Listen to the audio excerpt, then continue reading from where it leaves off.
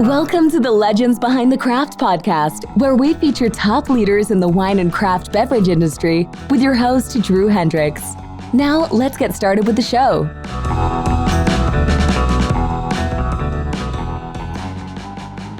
Drew Thomas Hendricks here. I'm the host of the Legends Behind the Craft podcast. On this show, I talk with leaders in the wine and craft beverage industry. Today's episode, it's sponsored by Barrels Ahead. At Barrels Ahead, we help the wine and craft industry scale their business through authentic content. Go to barrelsahead.com today to learn more.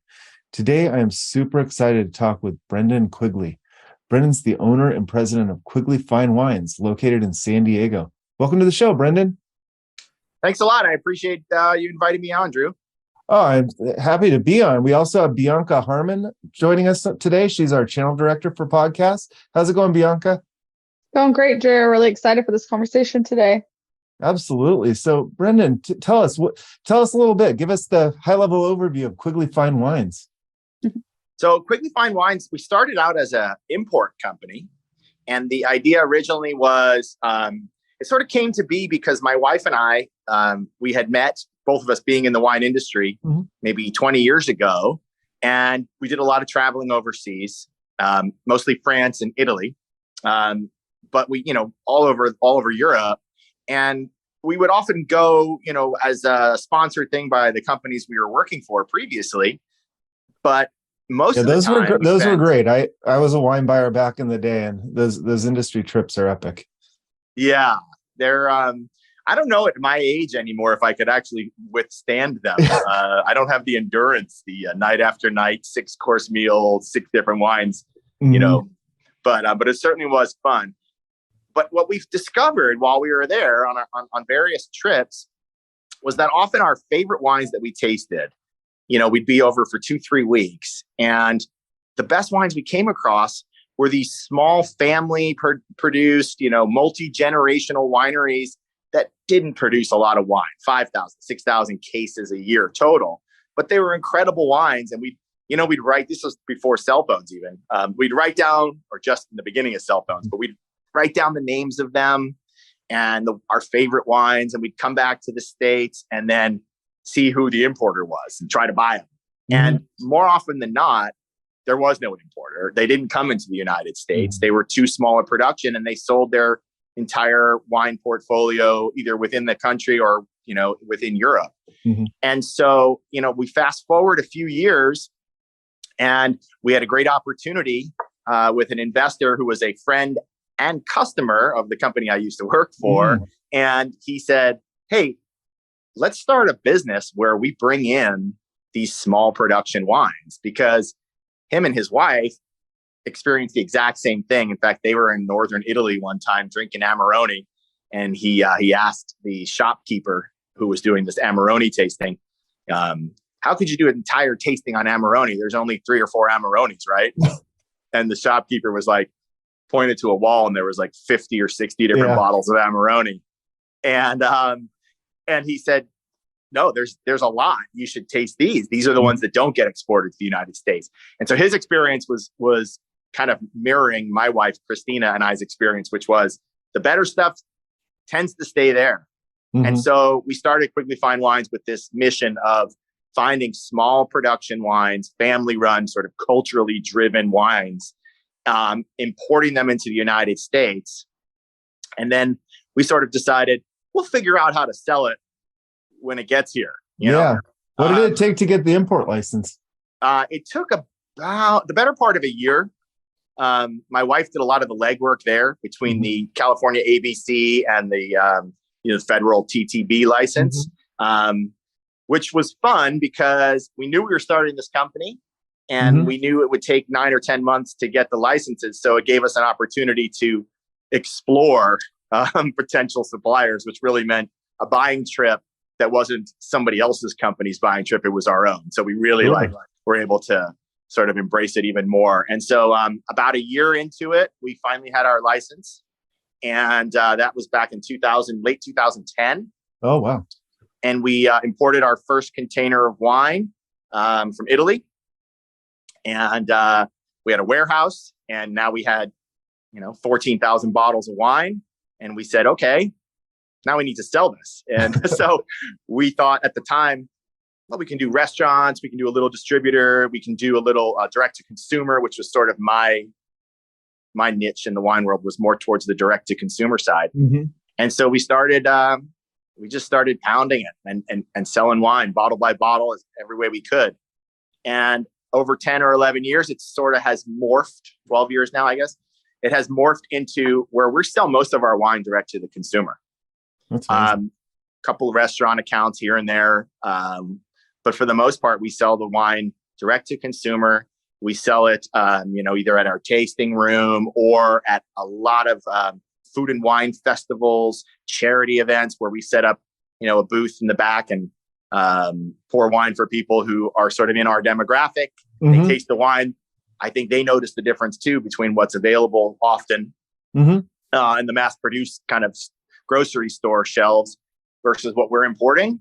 Mm-hmm. And people can tell the difference. And then we try to tell the story really of the families that make the wine. Mm-hmm. Sort of hand selling the wines by describing not just how the wine tastes, but who made it and why their fathers and grandfathers and grandmothers made the wine and how they made the wine and the whole history and culture behind those wines. And people, I think, who love wine have really gravitated towards that. It's as you know, being in the wine industry, the story behind the wine is often as interesting as the wine itself. Yeah, absolutely. Given that sense of place and looking at your website and the wine club, it looks like you're doing something a little bit differently that I haven't really seen any other importers do, where you're tying the wine club and you're also like the members have a chance to visit these vineyards, which you don't normally see. That's talk to me about that. Yeah. So, the idea of that came about on, subsequent visits after first importing the Mm-hmm. first vintage from these wineries. We'd go back and taste the new vintages with them. Mm-hmm. And the experience with these families was so authentic and just wonderful. Like a dream wine experience in Tuscany or Piedmont or Burgundy or Bordeaux, that we thought, our better customers who are starting to really appreciate what we're doing would love this experience. And so we offer it to our better customers, Mm-hmm. The regular buyers. We offer sort of a behind the scenes red carpet tasting experience with these small wineries. Wow. And it didn't take much convincing on our part to these suppliers, because they love the idea of their wine, which their fathers, grandfathers, great grandmothers have been making for that many years, suddenly being tasted by people in California or Mm-hmm. New York. It's very Yeah. glamorous. One of your wines that boasts a 65th generation winemaker. Yes. Yeah. So that's a 65. winery. Sure. That's a winery from Piedmont that is called Malabaya di Canale. They're in the Roero district. Mm-hmm. And they have been on their label. It says grape growers and vintners since 1365. Wow. And I remember when I saw that, I was like, 1365. The history buff that I'm kind of a history guy. I started thinking, God, that's before Columbus. That's before like a lot of things that our new world sort of knows. And yeah, same land, same grapes, Wow. same winery since 1365. And she is the 65th generation making wine there. She comes every year to our tasting room and pours her wines. In fact, funny, and those listening to the podcast, we did not set this up, Drew. Yeah. This wine right here. Is that it? This is the Arnase from that property. Yeah. Oh, wow. I love a good It's a Roero Arnase, 2020. I was writing some tasting notes on it, and I figured it's afternoon, right? Oh, it's yeah, all good. Absolutely. And So I gotta that's ask. but those stories are all over our portfolio. And so, sorry, go ahead, Bianca. No, that's okay. So I got to ask, John Caldwell? Yes. That's my uncle. Come on. What a small world. I saw that you have some wines from that vineyard. Yeah. JFC. Yeah. Yeah. We won't get Yeah. into the middle names of the root of his initials. You can assume what that is, right? Friendly? Yeah. So I met No. John, it was probably about 8 years ago, because I loved his wines, Caldwell Vineyard, Yeah. Caldwell Winery / Vineyard. And I sort of pitched the idea to him of what we do with our domestic wine. So sort of a roundabout way of describing it. Because our wineries that we work with in Europe are so small production, we are typically exclusive on the imports for the whole United States. Like, we're the only ones who have these wines. And so our customers really love that. You know, they love the idea that they can bring a bottle of wine to someone's house and you're not going to find it at Bond's or, Ralph's. So when we started thinking about domestic wine and whether we wanted to get into the world of selling domestic wine, rather than just be a distributor for a winery in Napa or Santa Barbara, we pitched the idea, and I did, to several winemaker friends of mine, of creating wines just for us. Their fruit, their winemaker, we pay them for their time and their space, but we make wines that are just for Quigley. And we create our own label. And so 200 cases, usually the maximum production size on things like that, 8 or 10 barrels. And John was game. You know, he, as you know, being your uncle, he grows a lot more fruit than he puts into bottle. You know, he's a grower. It started, if you know this, I mean, it started years and years ago as vineyards, ran a nursery. Yeah. And he smuggled, root stock. The smuggler. So the smuggler society. But I noticed that because I noticed, most of your wines on there, and that's what drew me to it is all imported. And then I saw that you did have domestic, and I went in there and I'm like, holy shit, what? Like, right. You must be a light guy because he's not going to partner with everybody. So John is such a straight shooter, such an authentic guy. I love him. And so, I kind of approached the idea of doing a wine with our label, but with his fruit, his winemaker, that's just ours. Not identical to his wine. I go up and blend it, and it's every bottle that we do is different than his. But it's his fruit. It's always his fruit. And that's been a really successful label for us. And what we do is we actually have 6 other winemakers that we partner with. That's an interesting concept. I like that. Yeah, domestically, we have 6 others, and 7, including John, where one winemaker will make wine for us from a specific region, always from that region that their winery is in. And that will be our label for that area. So I have a good friend in Paso. Her name is Velia Esch. Wonderful wines she does called Desperada wines out of Paso Robles. And she does an exclusive label for us called Larksong. And so we bottle wines under her label. If it's from Paso and it's made by Velia, it's Larksong. And we have one in the Anderson Valley, Mendocino. We have one up in Oregon, Willamette Valley. And we have one in Santa Barbara County. And John Caldwell's fruit is our source for our Napa Valley wines. It still doesn't, it's maybe 25% of our total volume. 75% is still imported.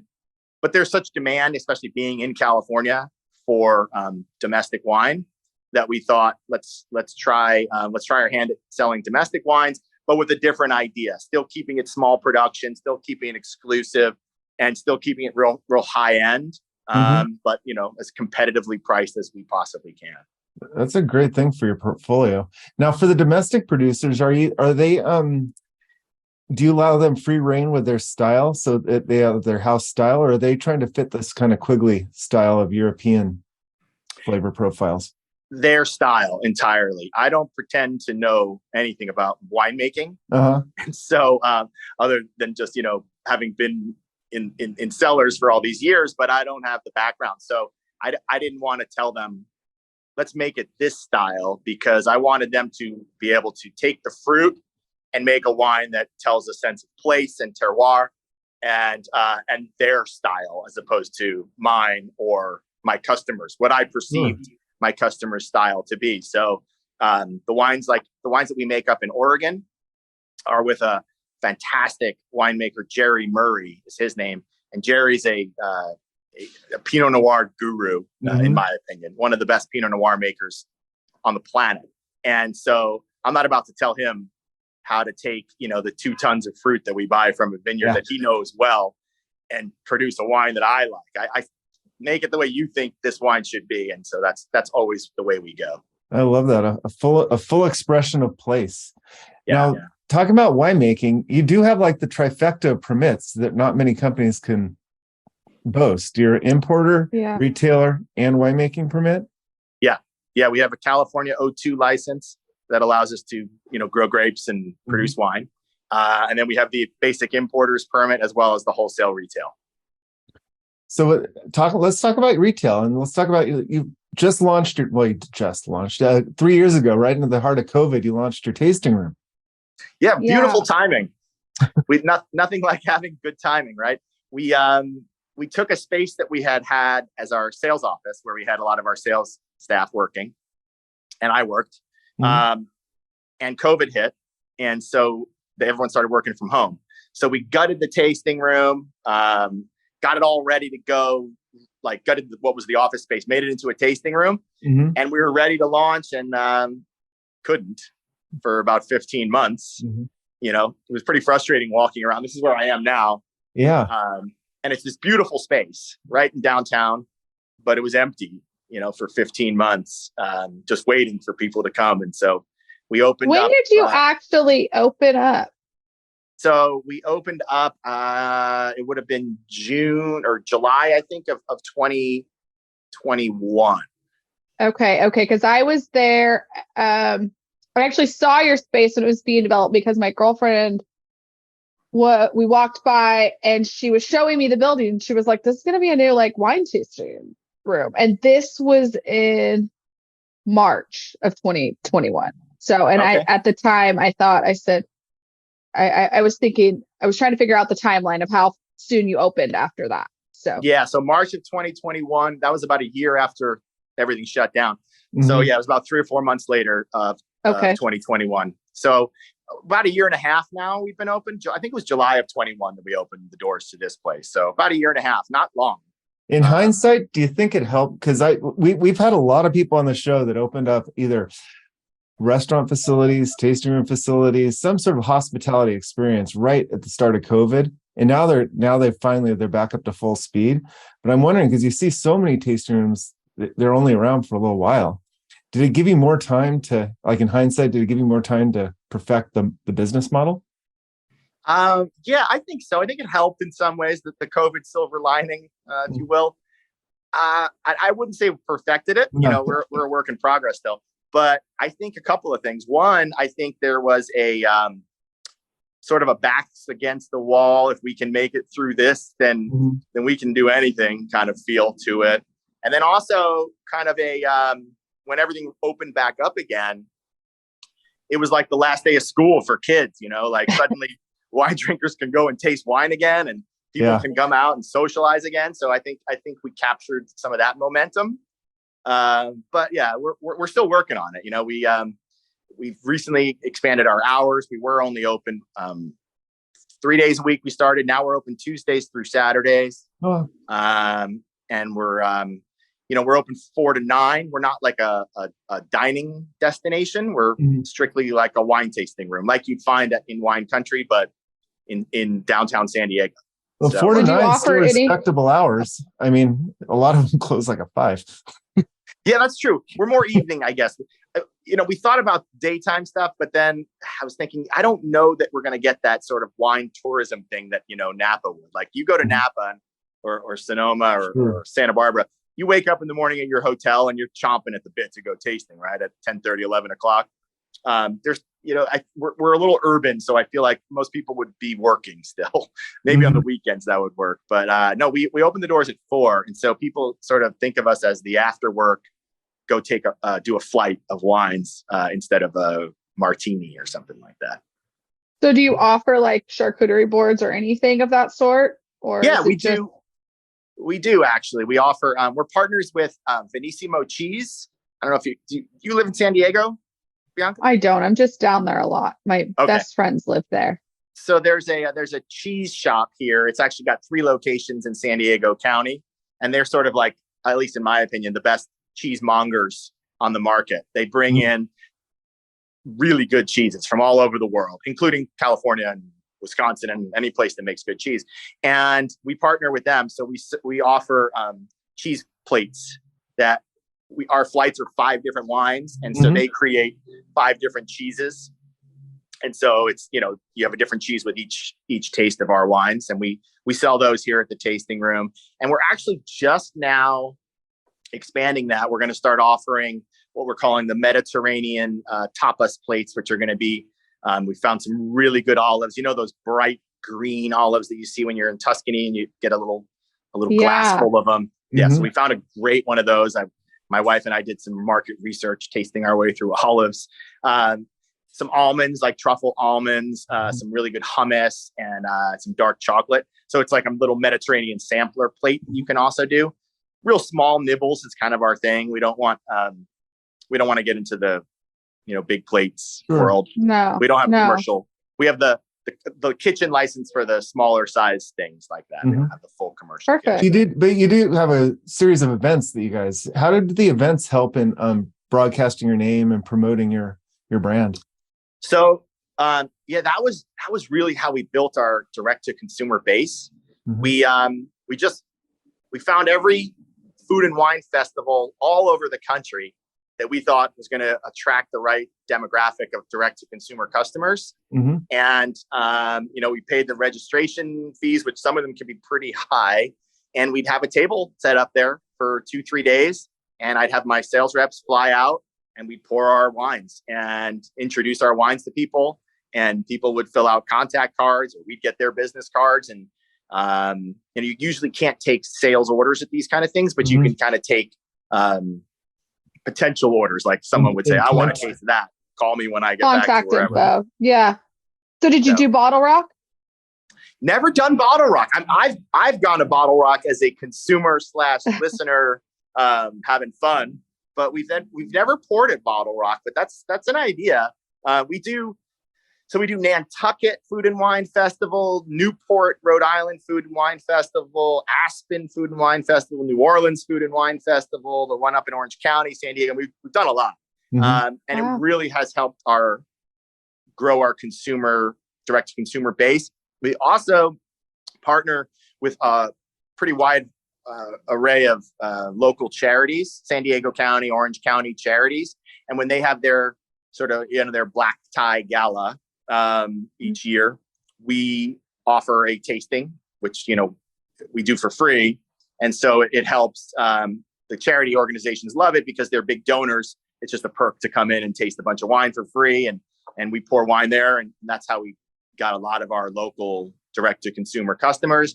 And then the third way we do it is, our sales reps will work with some of their bigger customers, and they'll fly out maybe once or twice a year and do a tasting at their country club or their yacht club, or if they have a home that can accommodate a good sized group, they'll do an in-home tasting for them where we bring, you know, some really good reserve quality wines and a sales rep who knows their product really well. And so that grew our customer base kind of exponentially, actually, because of the connection with the original customer sort of opens the doors for everyone to trust that the wines are great, and they taste them, and we go from there. Sure. So talk to me about, your wine club. So how many members do you have now? The wine club, I think we're somewhere in the 300 range. Wow. And they all have we different started the wine club when we started the tasting room. So about a year and a half ago. Oh, so it's fairly new. You started selling direct to consumers even without a club or a subscription model. The way we did it originally was through our wine consultants. We call them wine consultants, but they're almost like a wine personal shopper. Oh, okay. Where they, when the new vintages come in, or a winery that we think is similar to something that they had tasted at an event or wherever we met them, their sales rep will email, call, text, whatever, and say, "Hey, got a new wine in. You enjoyed the Barbaresco from this guy. Well, this is his neighbor. He makes Barolo, and you'd love this." And that's how we kind of grew our. So that's that nice interpersonal touch. With customers, which is exactly nice. Old school networking sales. Yep. My sales staff is really well trained. They know their wines, and they get to know their customers very personally on a, not just a wine basis, but even on just a personal social basis. But they get to know their palate, their price range, their frequency, and they sort of dial in their service based on what the customer wants. With such small with such small production wineries that you're dealing with, and with now with 300 club members and all the consultants, you must have to have allocations within your sales consultants. Absolutely. Well, that's true. It's like you've done this before. Yeah, there are wines that come in where we get 600 bottles, and it's once a year, and so I'll do a personal allocation per sales rep, and they'll have 8 cases, and that's it. And they have to pick and choose their 8 favorite customers that are going to get that call and get that text or email. And then we also allocate some for the tasting room also. But yeah, it's very rare that I bring in more than maybe 2,000 bottles of any one wine. That's kind of about as much as we'll bring. And a lot of them are 600 to 1,200 total bottles into the United States. So are your wines? Are your wines constantly? I was just going to say. So you said you bring in like 600 to 1,200. So are your wines constantly changing then? Oh yeah. Or do they stay pretty consistent? I would say there are, on average, I would say our wines maybe 6 weeks from when we release them till they're gone. And then when they're gone, you got to wait till the next vintage comes in 11 months later. There are some wines that sell in 6 hours. We've had wines like that where it's a reserve wine from a specific vintage where everyone knew this was a really good year from a really good producer, and we got 400 bottles, and it's gone in one day.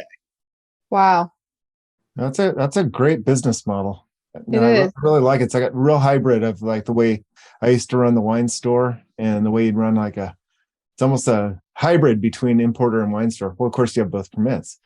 Yeah, it's a little unique, but reminds me a bit of what Kermit Lynch does up in Berkeley. Yeah, his book was I read his book, The Adventures on the Wine Route, and that was the first wine book I read. We were in San Francisco. We were a San Francisco retailer.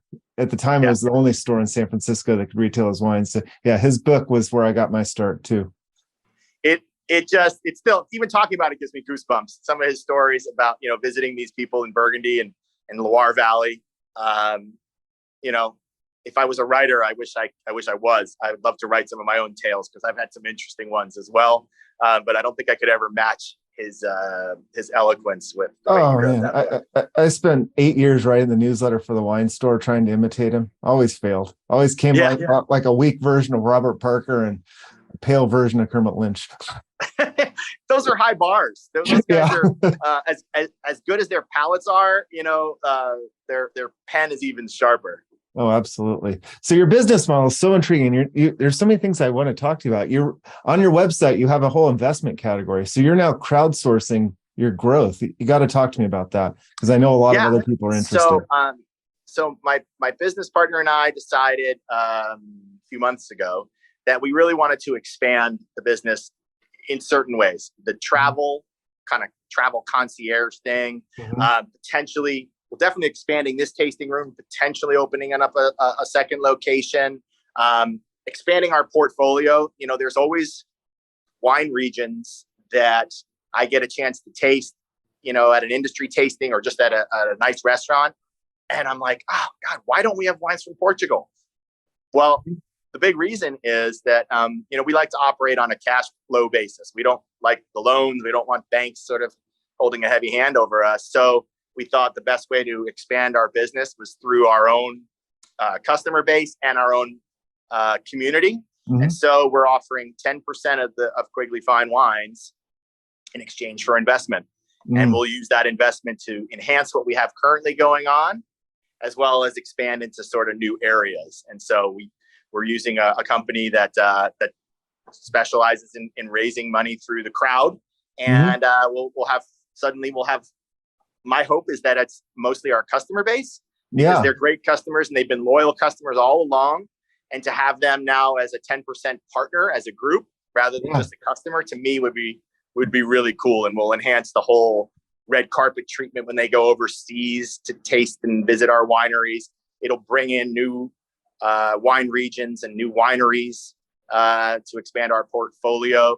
It'll make our tasting room, pop even more and have more exciting things going on.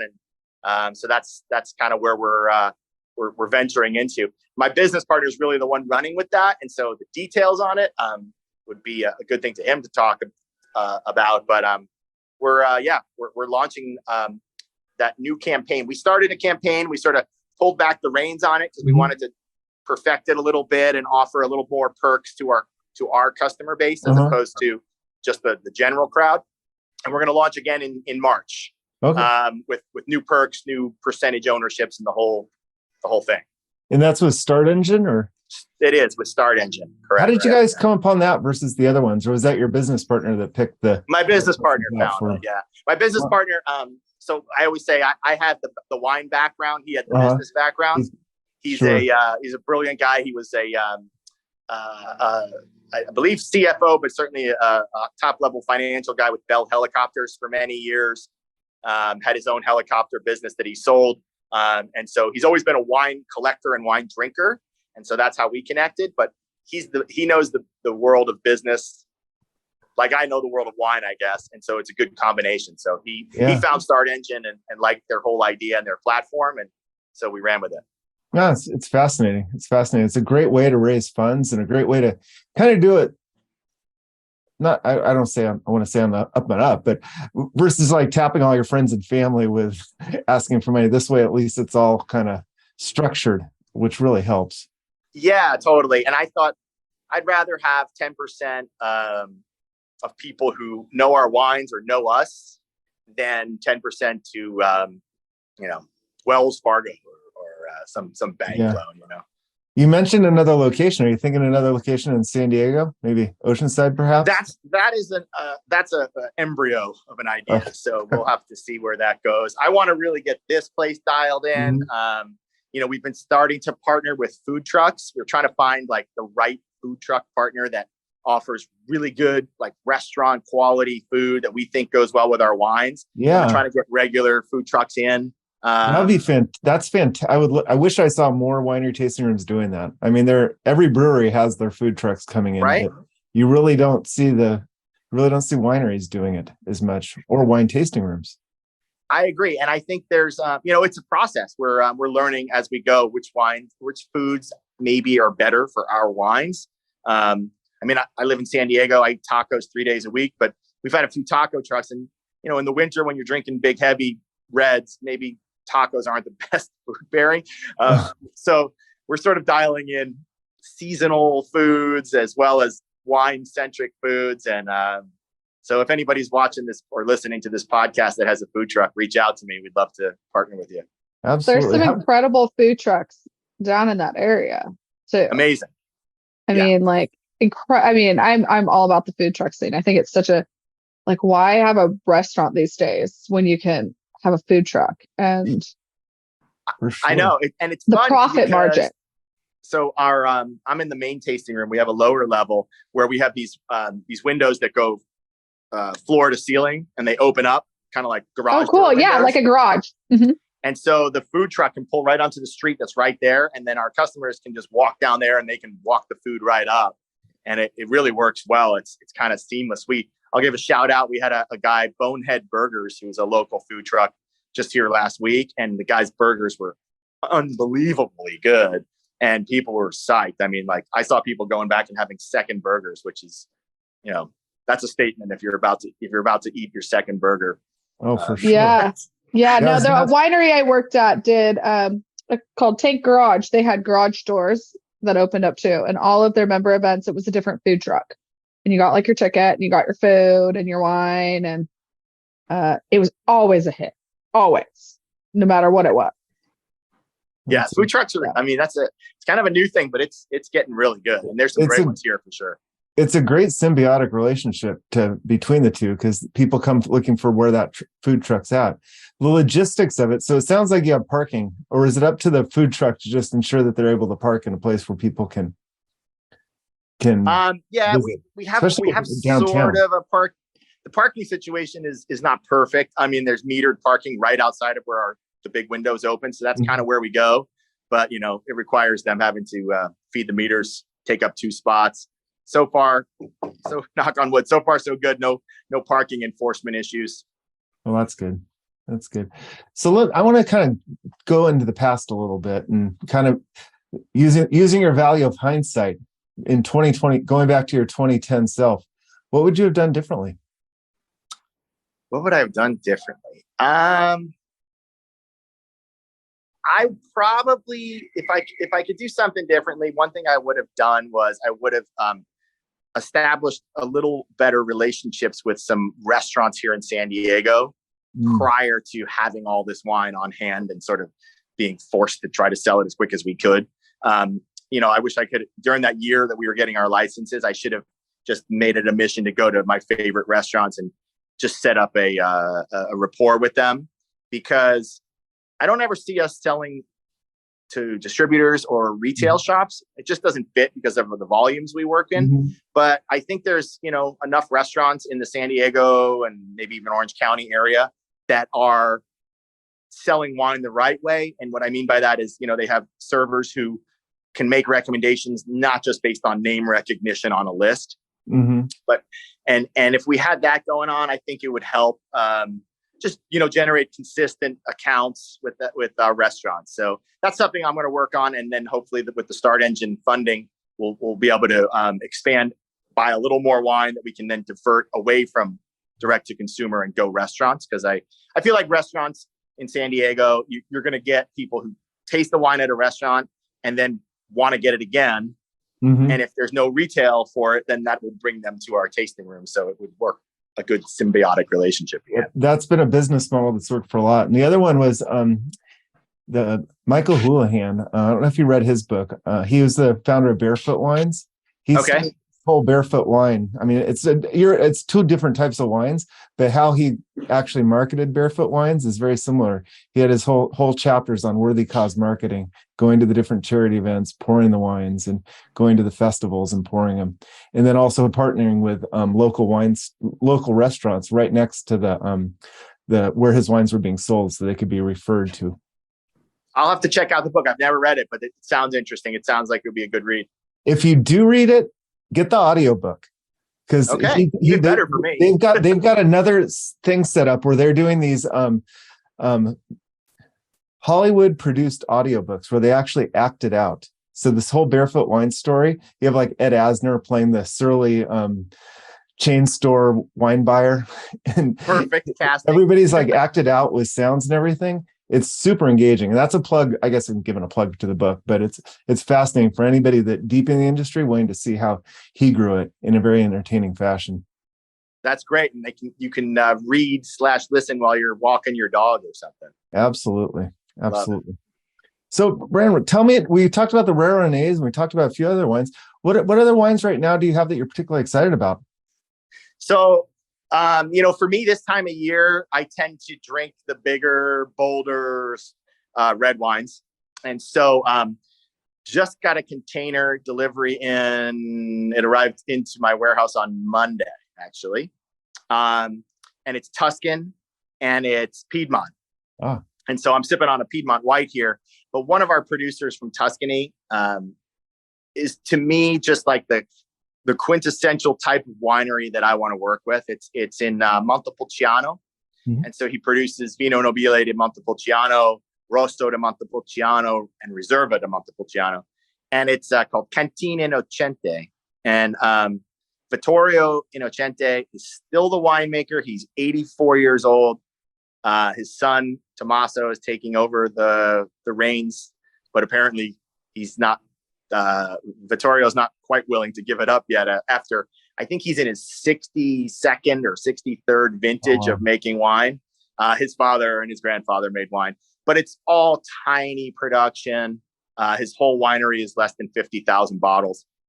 And it's just the most authentic Tuscan wines you can find. I always, I joke with my sales staff sometimes. I say, if people say they like old world wine, get them some Cantine Innocente, and then we'll know if they really like old world wines. There's very little new oak used. It's cask, and it's rustic, dry tannin. Some of the wines will take 7 or 8 years cellaring before you even really want to go near them.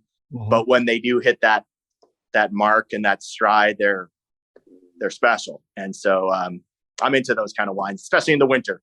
Even in San Diego, we get a little bit of winter. You're in Carlsbad, so the last few weeks it's like, all right, well let's make some casseroles and let's do some, geez. Yeah, we're recording this like in January 19th is when we're recording this, and we're just coming out of I think 19 days of solid rain. Pretty much. And temperatures for us San Diegans, high 50s means like freezing. Look, I'm double flannel.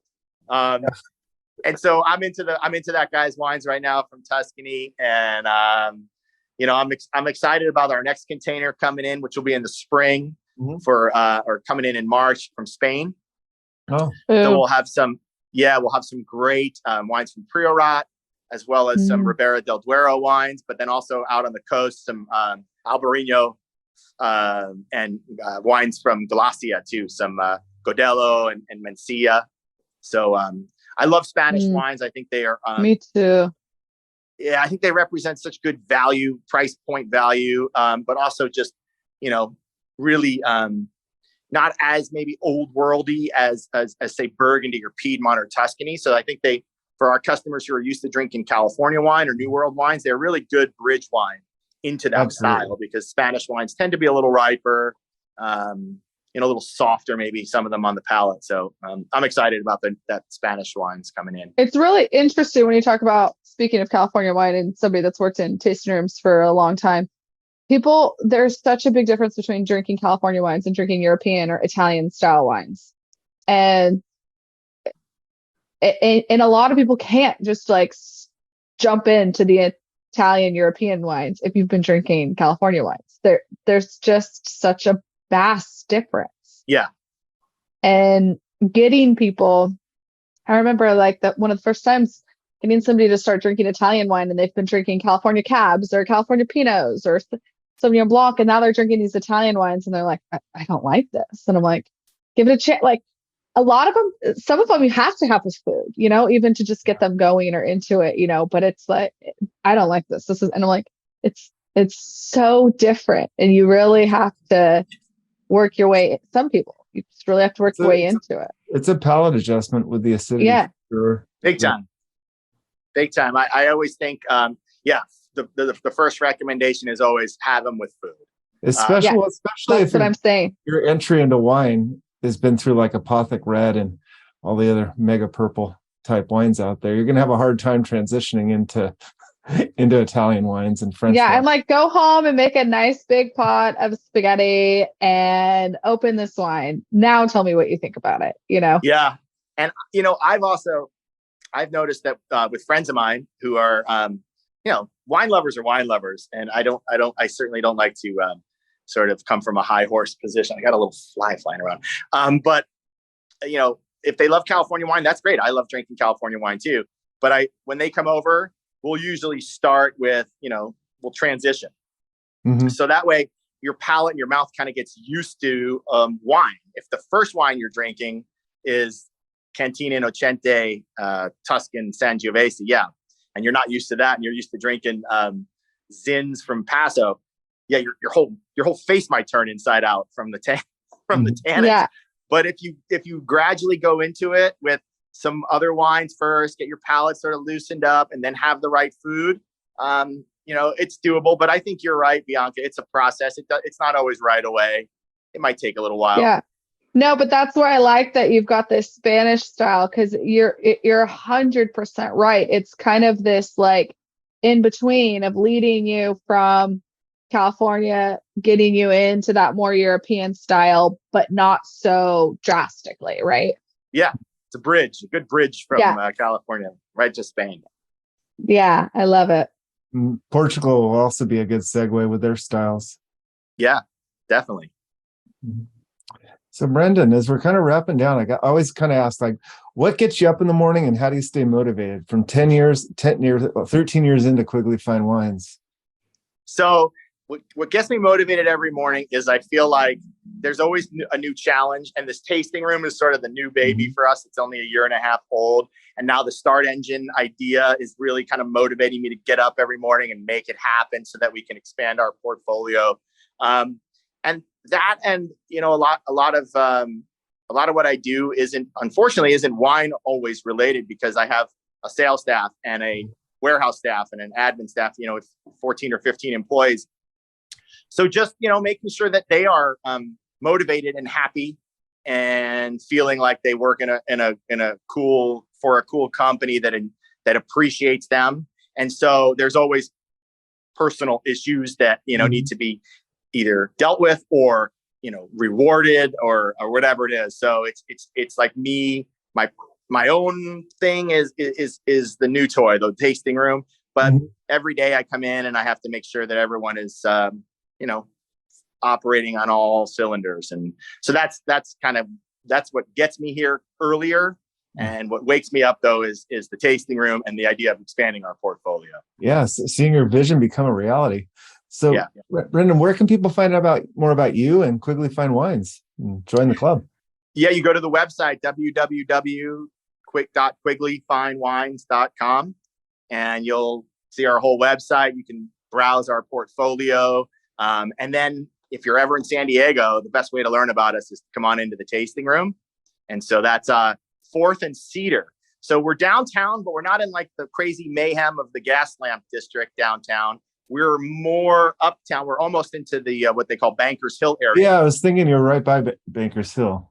Yeah, we're actually diagonally across. I'm looking at it right now from the law school. There's a Cal Western Law School. Oh, so yeah, I know exactly where that really close to the freeway too. If you exit 2nd Avenue and Front Street, and you go up towards 2nd Avenue, 2 blocks up is 4th. We're right on the corner of 4th and Cedar. And there's a great sushi place right by you. There is Azuki Sushi. Oh my God, it's so good. So good. We've actually done winemaker dinners there when our winemaker from Alsace comes in. So it's all white wines, a lot of Pinot Gris and Rieslings and Gewürztraminers. And that wine with the sushi from Azuki is a pretty special night. That's what I thought. I was like, I am pretty sure that bomb sushi restaurant is right next to you. So good. They're not open for lunch. They used to be open for lunch every day. And now they're only open, I think, Thursday, Friday for lunch, which is kind of a good thing, because I used to walk up there with a bottle of Riesling and like by myself and eat like 3 rolls and drink a bottle, and, not good for the waistline. There goes the history. There goes the rest of the day too, right? Yeah, totally. Well, I'm definitely next time I'm down in San Diego, I got to stop by. Yeah, I'm not down there as much as I used to, and I feel bad because I grew up in Point Loma and my parents are still down there. But you get stuck in this North County cycle. Yeah, come on in. And when the Padres season starts, you exit the freeway at 2nd Avenue, Front Street, and you can kind of zip right over to our place. And instead of doing a pregame pitcher of beer, you can do a pregame flight of wines and then head over to the Padres game. Yeah, no, that sounds good. Sounds good. Well, Brandon, thank you so much for joining us today. This has been a real treat. Thank you, Drew. I really appreciate the invite, and thank you, Bianca. And you guys have a great day. You too. Cheers.